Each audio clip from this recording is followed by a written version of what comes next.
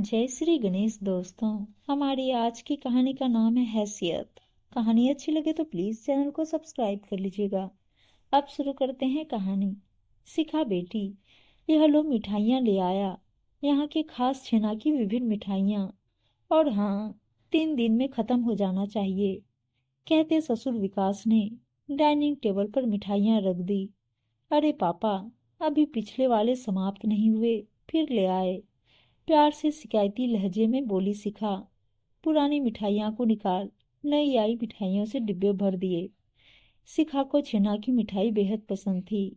मायके में भी वह अकेली छेना की मिठाइयाँ खाती थी। जो भी बाजार जाता उसके लिए थोड़ा सा ले आता। पर जब से शादी हो मुंबई में जा बसी, यहाँ की मिठाइयों के स्वाद को खूब याद करती। साल में एक बार आती मायके और ससुराल, महीने भर की छुट्टी, सप्ताह भर मायके, फिर बाकी का समय सास ससुर के साथ, क्योंकि वे अकेले ही यहाँ रहते थे। दूसरा बेटा यूएस में सेटल हो गया। शिखा सास ससुर को साथ चलने को कहती, पर वे अभी जाना नहीं चाहते। जब हम खुद अपना काम नहीं कर पाएंगे तब सोचेंगे, कहते टाल देते। खान पान ओढ़ने पहनने की कोई कमी ना थी, पर कभी कभार उनके कड़वे बोल दिल को घाव कर जाते। पुराने ख्यालात, संकीर्ण सोच का सोच चुप रहती शिखा। विकास जी एक अच्छे पद से रिटायर हुए थे। ससुराल की आर्थिक स्थिति बेहतर थी। इसका विकास जी को बड़ा घमंड था। हमें शिखा बहुत पसंद आई। नौसेना में कार्यरत हमारे बेटे के लिए जैसी लड़की हमें चाहिए थी, बिल्कुल वैसी ही है शिखा। इसलिए एक सोपान नीचे उतर हमने शिखा को अपनी बहू बनाया। जब से शिखा ने ससुर की यह बातें सुनी, उसे अपने पिता के लिए बहुत बुरा लगा। हर बेटी का हीरो होता है उसका पिता। उसके पिता दिलदार, यारों के यार, मजाकिया थे। लेन देन का हिसाब किताब कभी नहीं करते, जैसा कि विकास जी करते। हर चीज की कीमत देखते, चाहे वह उपहार ही क्यों न हो। अपनी खरीदी हर वस्तु की कीमत दूसरों को बताते। आज तो हद हो गई। जो कुछ उसने सुना, कमरे के दरवाजे से उल्टे पैर वापस आ गई। लगातार आंखों से आंसू बह रहे थे। हाथी के खाने के और दिखाने के अलग अलग दांत की तरह उसके ससुर जी भी थे। एक और बेटी बेटी कहे उसके बिन बोले उसकी हर इच्छा पूरी कर रहे, तो दूसरी ओर मन में ऐसी धारणा, अरे अपने घर कभी इतनी महंगी मिठाई खाई ना होगी उसने, इसलिए उसके लिए हर तीसरे दिन मैं ले आता हूँ, खा लेने दो मन भर। अपने पापा के यहाँ तो नहीं खाई होगी। मिठाई खरीदने की हैसियत भी तो होनी चाहिए। हो होकर हंसने लगे।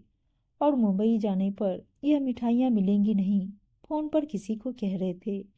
ना सिर्फ शिखा का, बल्कि उसके पापा को भी उन्होंने नीचा दिखाया। उनकी हैसियत बता। बात अपनी तक तो ठीक, पर पापा के लिए नहीं। रात डिनर के बाद विकास जी बोले, आज की मिठाई खाकर बताओ कैसी है। आज बहुत महंगी मिठाई लाया। ऐसी सभी मिठाइयाँ मैं खा चुकी। इतना ही नहीं, पापा तो अलग अलग प्रदेश की मिठाइयाँ भी मंगवाते थे मेरे लिए। वे कभी कीमत नहीं देखते, देखते तो सिर्फ मेरी खुशी। आपको शायद लग रहा मैं पहली बार खा रही, या मेरे पिता की इतनी हैसियत नहीं कि मिठाइयाँ खरीद कर मुझे खिला सके। कहते कहते आवाज में हल्की कठोरता आई। विकास जी हतप्रभ हो देखने लगे। हैसियत की बात सुन पति ने टोका, क्या बोल रही हो। हाँ, आज पापा जी किसी को फोन पर बता रहे थे कि मेरी या मेरे पिता की इतनी हैसियत नहीं कि हम कभी इस प्रकार की मिठाई खरीद कर खा सके। आज तक मैं समझ रही थी पापा जी का प्यार है, पर आज समझ आया यह आपका रुतबा दिखाने का तरीका है, प्यार का मात्र दिखावा है। अच्छा हुआ मेरी आंखें खुल गई। आप सिर्फ मुझे कहते तो शायद मैं चुप रहती, पर आपने मेरे पिता को भी अपमानित किया। उनका अपमान मैं किसी भी कीमत पर नहीं सहूंगी। सबके लिए मिठाई निकालकर देकर अपने कमरे में चली गई। डाइनिंग टेबल पर चुप्पी छाई रही। अपने अहंकार और दिखावे का त्याग कीजिए। हर रिश्ते को पैसों के तराजू में मत तोड़िए। बुढ़ापे में अपना कहने वाला कोई ना रह जाएगा, कह बेटा भी उठकर चला गया। कोई भी लड़की अपने माता पिता के अपमान को बर्दाश्त नहीं कर सकती। उसके लिए वे किसी राजा रानी से कम नहीं, जिनकी वह राजकुमारी है। उम्मीद है दोस्तों कहानी अच्छी लगी होगी, और अच्छी अच्छी कहानियाँ सुनने के लिए चैनल को सब्सक्राइब और वीडियो को लाइक शेयर जरूर कर दीजिएगा। धन्यवाद दोस्तों।